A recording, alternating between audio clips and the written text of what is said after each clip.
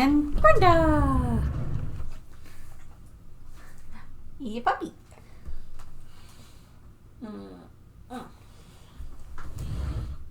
If you sit over there, they can see you better. But if I sit over there, you can't pet me. This is true. He's puppy. Okay, time to finish up Kawamatsu. So, this will be going over pretty much essentially the Battle of Onigashima all the way up through literally what we just saw on the cover page series last week. Is what we will be seeing here. Is what I will be discussing. There you go. Now you can... Well, okay. Well, you can see her back leg. I really gotta teach you better camera positioning, boo. So, yeah, we're gonna finish up Kawamatsu today. And then I will be moving... And then I have Shinobu, and then we'll be moving into some of the younger ones. Yeah. Hiyori and Momonosuke and Tama and Toko and that generation. The future generation of Wano. Although technically Momonosuke and Hiyori are, 26 or 28 and 26 physically years old respectively. And Tama and Toko are 8 and 6. So yeah, there's that. Okay, so when last we left Kawamatsu in this setup, essentially what had happened was the Scabbards found out that Kanjuro was the traitor, and that him in the boat was the fake one. So then was a fake one. So then Kawamatsu jumped into the water and swam back to shore to try to fight against Kanjuro to try to protect Momonosuke and help Shinobu.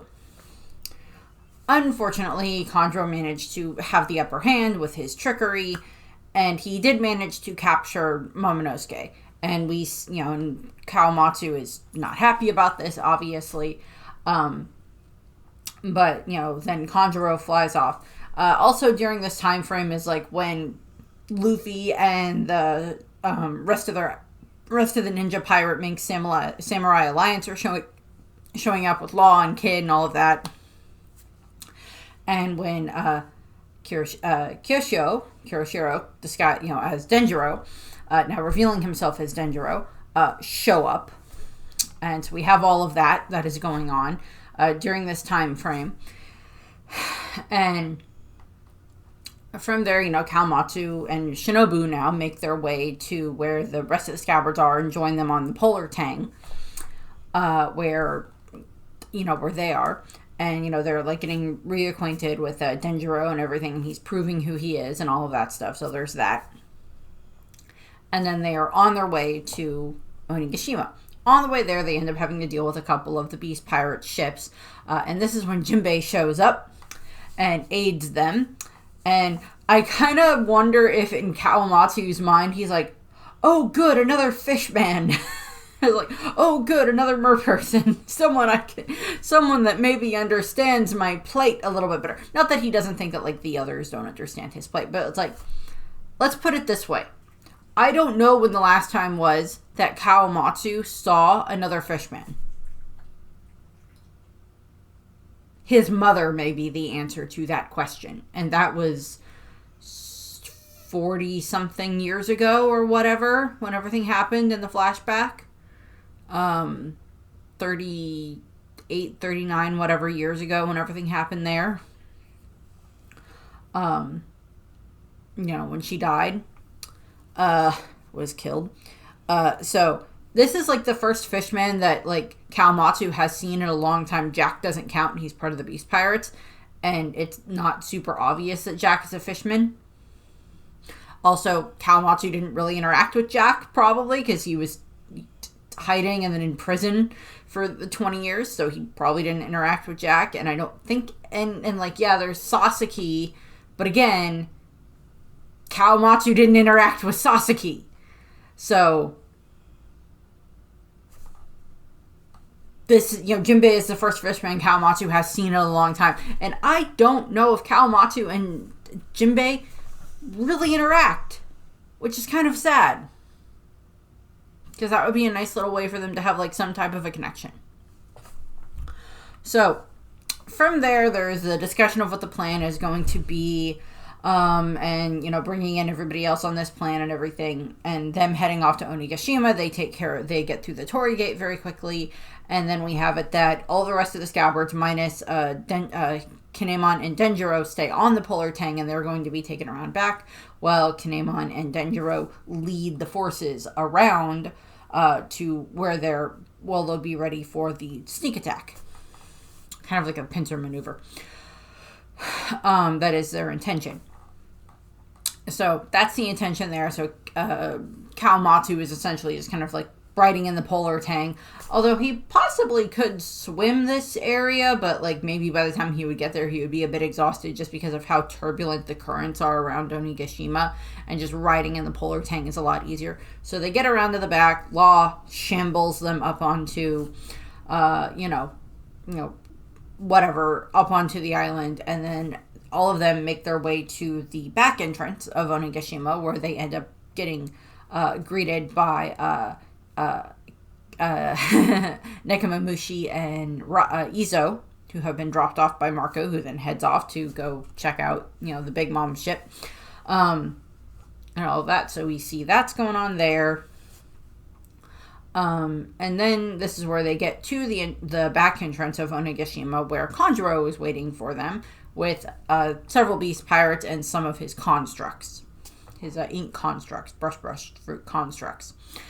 This then leads into that battle. Kawamatsu, I believe, during this time frame, just really ends up dealing with like some of the beast pirates, because it's Kiku who is the one who specifically fights Kanjuro, and they think that she, kills him, but that's unfortunately not what happened. She does a lot of, injury to him, but she does not kill him, unfortunately. They think she does, or at least enough injuries to end him. Although technically he does eventually succumb to those injuries, but it's on top of like him getting defeated by Kinemon on top of that, so take your pick. From there, we have it that they make their way through after they've defeated Kanjuro's group. They now are kind of like unimpeded in making their way back through Onigashima, through Kaido's castle, and to the live stage. By the time they get to the live stage, things are kind of already in chaos. Luffy and Zoro have caused some problems. Momonosuke has already defied Kaido by claiming that he is Kozuki Momonosuke, the son of Oden, and all of that stuff. And Oden has just straight up decapitated Orochi. So, fun times all around. And so that's what happens there. The Scabbards burst into the live stage area on the performance stage where Kaido is, and they essentially just all jump at him. And during this time, before the time frame, they were reunited with Denjiro and Kinemon, so they're all whole again. All the Scabbards are there, plus Izo, although I consider, as you've seen previously in this series, I consider Izo and Shinobu Scabbards, because of everything that they have done. And yeah, Shinobu will be the next one in this series, for her 2 videos. So then what happens is they jump Kaido. They burst through the doors and they jump Kaido. I don't even notice if they see that Orochi is like lying on the ground, supposedly dead. Don't worry, you'll get your shot at him in a little bit.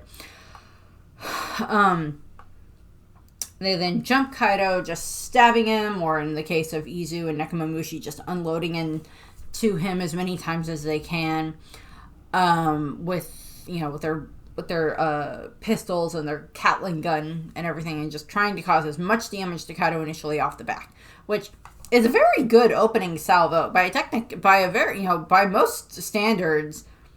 This would be a very good opening salvo. This is 8 characters, 9 characters attacking.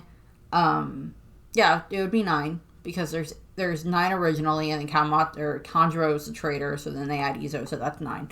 There's 9 characters doing like this huge amount of damage to Kaido right off the bat, which unfortunately, as we know, doesn't really end up causing a lot of damage. Kaido falls off the balcony and falls through the floor. And then he, like, just glares at the Scabbards. And then he goes dragon mode and flies out, and they all, like, stab into him or grab onto him. So they get carried up to the roof, where they now are going to fight on the top of the Skull Dome. As I have stated in previous discussions of this, I don't blame Kaido for being annoyed that they are causing damage to his home. I would be angry, too, in that regard. But we're on the sides of the Scabbards, so we don't mind that they are destroying Kaido's home. Considering it was probably built with a lot of slave labor of people from Wano. So, yeah, there. From there, we have it that they are now up on the roof where the Mink tribe are now waiting. And all of the Minks have, like, gone Sulong, and they're, you know, getting ready to clash with Jack and a bunch of the Beast Pirates and one of the Numbers. And so they have this big battle. And, like, Kaido and, like, the Scabbards kind of, like, stand off to the side as this battle is happening. Inarashi and Nekomamushi do fight Jack during this time frame. From there, once Jack and his group have been defeated, and, like, the Minks unfortunately took a lot of damage during this fight, too, but they got a lot of good hits in on Jack and the Beast Pirates and took them down a little bit. Kaido steps in, sends Jack and the others back. The rest of the Minks head back. And now it is time for Kaido to fight the Scabbards. And, Inarashi and Nekomamushi are Sulong, so we have, like, this great scene with all of them together. And then they all just charge at Kaido again. And, like, there's multiple blows that get traded back and forth. All the Scabbards are using, like, their best moves on Kaido. Kawamatsu uses his Amano Gawa, which means wild ocean river, which I think it was somewhat compared to, like, a galaxy or something like that when it was first discussed in the chapter. It's, like, kind of what it looks like, but, like, this is just, like, Kawamatsu just sending off a bunch of different, blade strikes at Kaido, which we do know cause Kaido damage. It's just not a lot of damage, unfortunately. And, of course, the Scabbards are, continually just, hammering away at Kaido as much as they can to cause as much damage as possible. And, of course, during the same time frame is when Kaido is, of course, sending off his Boro breasts and sending out his, wind scythe blades and stuff like that he is able to do. And just, whacking the, Scabbards, just whacking them away or whatever. So he's causing damage to them, too. We cut away from the roof for a little while. And when we come back, unfortunately, we see that the Scabbards have all just been... First, one of the scythe blades, wind scythe blades, cuts off Kiku's arm, so they deal with that. Kaido pauses, commends them for continuing to fight on and continuing for Kiku to fight on and all of that stuff, which I just yeah. Actually, let me rephrase what I said earlier about what's coming next. Shinobu is next. Then there's the Kaido videos, because Kaido does qualify as a ruler of Wano. Also, he's a Yonko, or was a Yonko. He was an Emperor of the Sea, so yeah, that. Eventually, by that logic, I will do videos about Whitebeard and Shanks, but I don't know what else we're going to learn about Whitebeard, and I'm not at that point yet.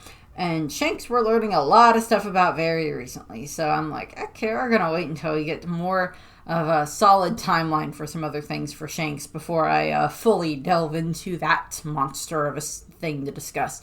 But yeah, so Shinobu, then Kaido, then the next generation.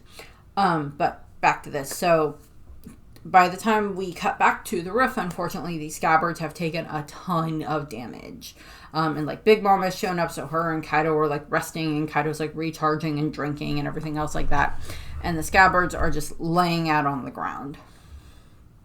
Beaten, bloody, cut, bruised, probably a lot of broken bones, all of that. Burns from getting hit by Kaido's Boro breath in various stages, all of that. And this is, of course, when, Kid, Killer, Law, Zoro, and Luffy all have made their way to the roof for them to now fight against Kaido and Big Mom. And, of course, Luffy requests for Law to teleport the Scabbards to a safe place, which Law reluctantly does. He cares about the Scabbards, but reluctantly does. Or he does it he does it, but he, gripes about it. And then he sends the Scabbards to a safer place, which is one of the treasure rooms on the second floor, I believe. After they are teleported to the treasure room. They are found by a mysterious figure, Hiyori. Never explained how she finds them. That is a question I would like to ask Oda. She could possibly just have like a Viva card for Denjiro that she, like maybe she has one for him and he has one for her. So that way, should anything happen, she can always find him and he can always find her. They're in Wano. Viva cards are not that hard for them to be able to make. So that seems like a reasonable thing. And, Denjiro as Kiyoshiro had enough clout in Wano that he could have very easily had a Viva card made. So it's not like that's a big deal. So that's a possibility there. But Hiyori tends to the Scabbards, patches up their injuries, bandages them, treats their wounds as best she can before she kind of skedaddles and has to go hide to go wait for Orochi. Scabbards wake up, they realize that they've been treated, they're trying to figure out what happened, and they're like, okay, well, Luffy and the others are up there fighting against Kaido and Big Mom right now, so what should we do? And they're like, okay, well, we need to focus on trying to find Momonosuke. And at that point in time is when the doors burst open, and in bursts Odin. And the Scabbards are just overjoyed. The majority of them are. They think that it's the real Odin. They're like, "Oh my God, Lord Odin, how are you here?" And he's like, "Lady Toki sent me forward in time, and blah blah blah blah blah. And I've been waiting for you, and all of that. And now I'm here to help you." And of course, it is Ashura and I think it's Ashura and Raizo that are the two that realize this is not Odin. This is not the real Odin. And they prove this. They prove that it is one of Kanjuro's drawings and everything. And that Kanjuro is on his way to go to, kill Momonosuke. So this is, of course, where Ashura jumps on the fake Odin, pulls him down over the balcony as the fake Odin explodes with the dynamite and everything. And from there,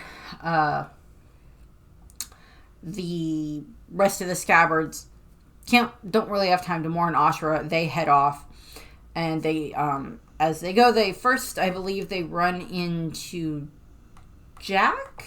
I think, yeah, they run into Jack first, and Inarashi stays behind to fight Jack. And from there, the rest of the group then end up running into Orochi and Fukurokuju, where Orochi transforms. They cut off a bunch of his heads, slowly whittling him down to one. Cut off a bunch of his heads, and then they all kind of go in their separate directions. Kiku and Kinemon head off to go find Momonosuke. Nekomamushi goes to check in with what's going on with the rest of the Minks.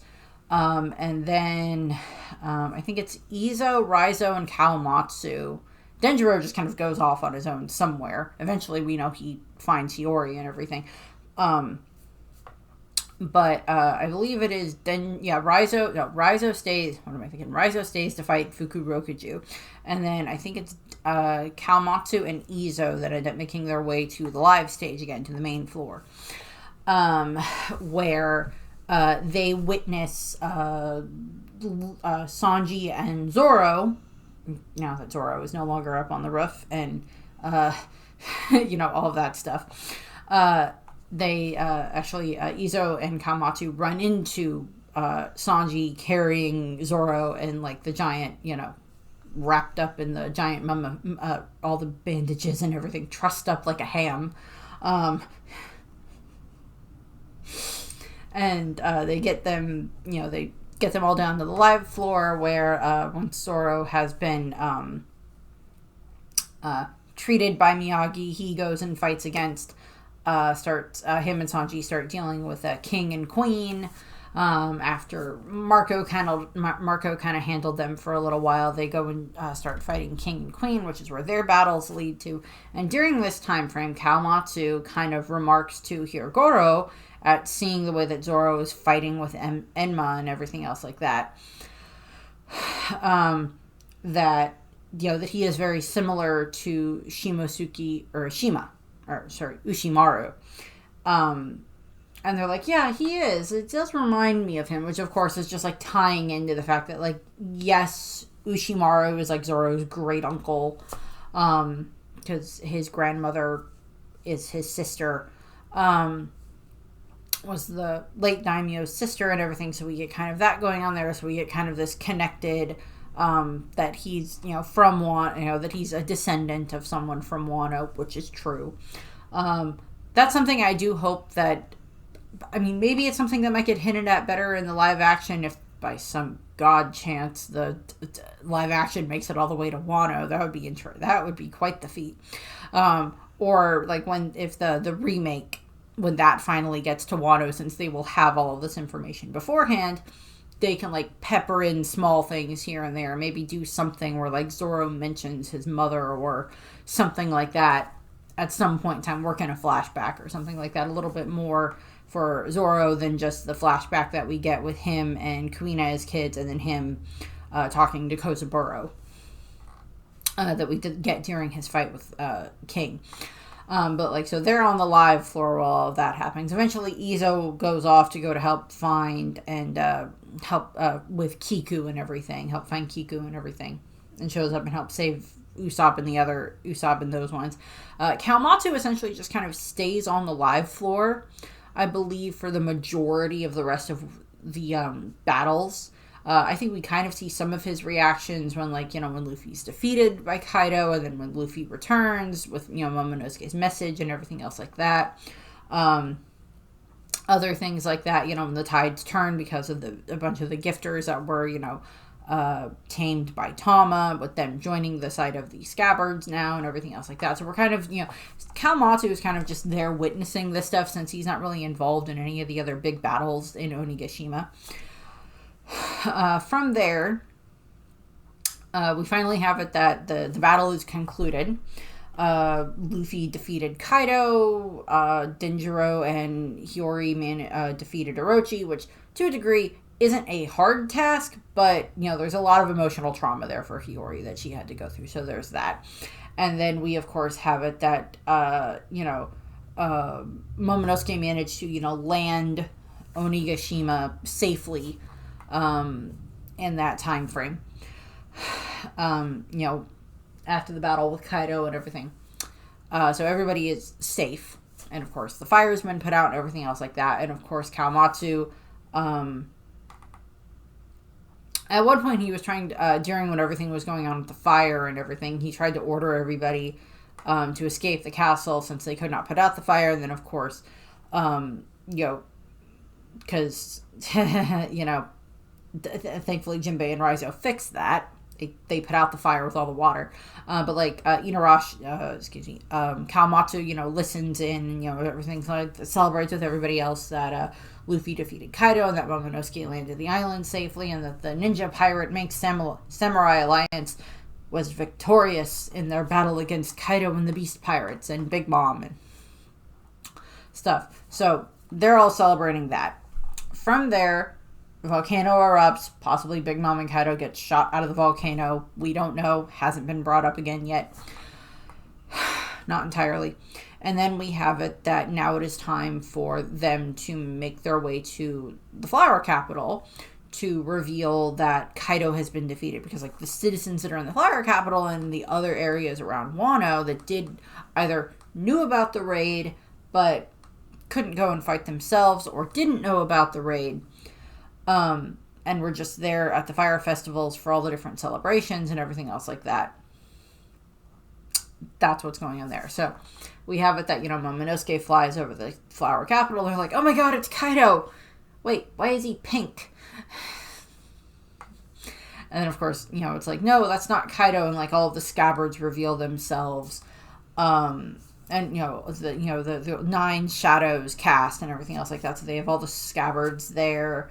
That survived Ashura's past, and Izo is dead at this point in time, unfortunately, but they have Shinobu and Hiyori there as well, and of course they have Momonosuke, and they are revealing themselves that they have returned, that they were triumphant, that Kaido has been defeated, that Orochi is dead, all of that, and the citizens of Wano are just so happy about this, which is fully understandable given that they have lived under the tyrannical reign of Orochi plus Kaido for so long. So we see all of that. They are just so overjoyed with this, and like everybody is celebrating, and the Scabbards are all weeping from, joy and relief that they managed to finally succeed in what Odin wanted, with toppling Orochi and defeating Kaido and everything, and freeing Wano in this regard. So they head there. Or they all, head into the castle and everything else like that, make their way through, the crowds, and, there's lots of hugging and crying and everything else like that, and celebrating. And then, of course, we got to a week later. Kawamatsu and Kinemon are in the Ringo region, the Northern Cemetery, where they have already kind of set up a rudimentary shrine-ish, where they have Izo's gun and Izo's guns and Ashura's sword there, and they're discussing what they intend to do, and like Kawamatsu is petting Onimaru and everything, so they're reunited and everything.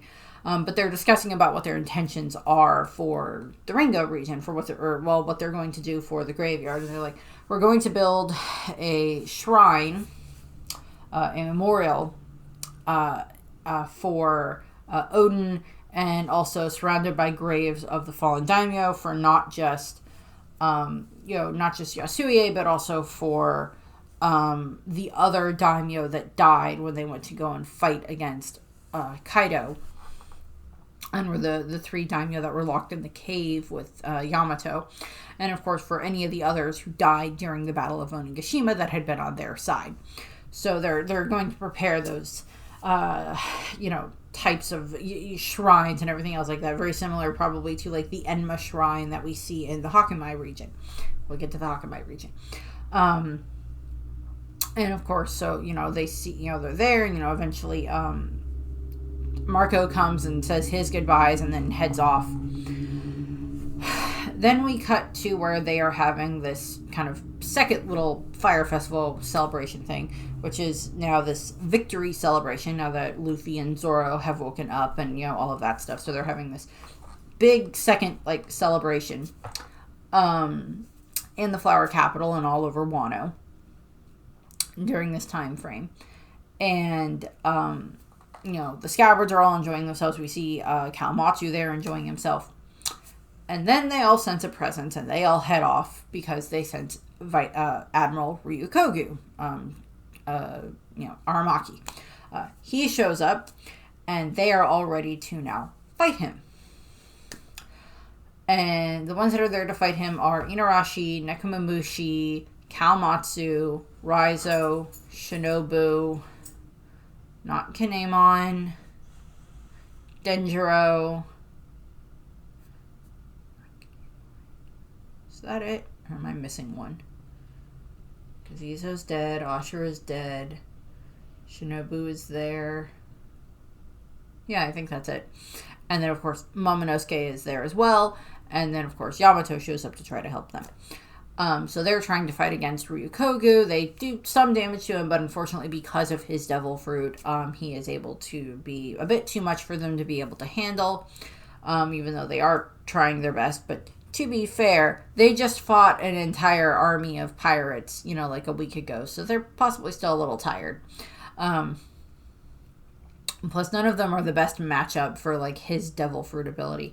I still can't think of who would be the best matchup for his devil fruit ability beyond, I don't know, something that, deals with, poison or something like that. That would be something that would be useful against his, regenerative abilities because of his Logia forest setup. But what ends up happening is, of course, they fight against Ryukogu. They do cause damage, but unfortunately, they do cause him damage, but unfortunately he causes more damage to him, with Raizo and Shinobu getting stabbed and having a bunch of their nutrients drained out of them, which ends up being beneficial in Shinobu's case. And then we have it that, thankfully, Shanks shows up, and what ends up happening is, of course, Shanks shows up, and then he just, scares the F out of Ryukogu, which is hilarious, and Ryukogu leaves. He did do some good in the fact that, as he was there, he, working his way through Wano, he ended up causing a lot of, healing in the environment and everything else like that from all of the poisons and everything else that like Kaido and Orochi had put into it. So it's hopefully, you know, Momonosuke and the Scabbards will take advantage of that. We cut back to the Flower Capital. The Scabbards are all getting treated after their battles, a battle with Ryukogu and all of that stuff.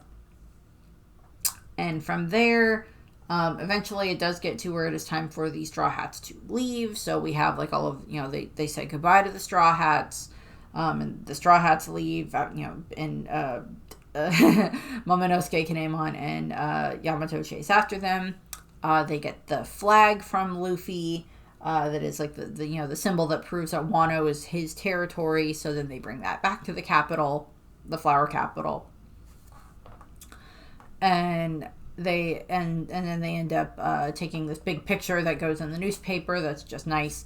And then we cut to the more recent event. So we don't see Kawamatsu when there's like the big earthquake because of what happened with Lucia. We don't see him, but assumedly he's there. What we do see him in next, though, is the cover page story series with Yamato, where he goes through where Yamato is traveling around Wano, and he makes his way to the Hakumai region, which we really only got like 2 pages of the Hakumai region, where other regions got many more pages, but they had many more problems.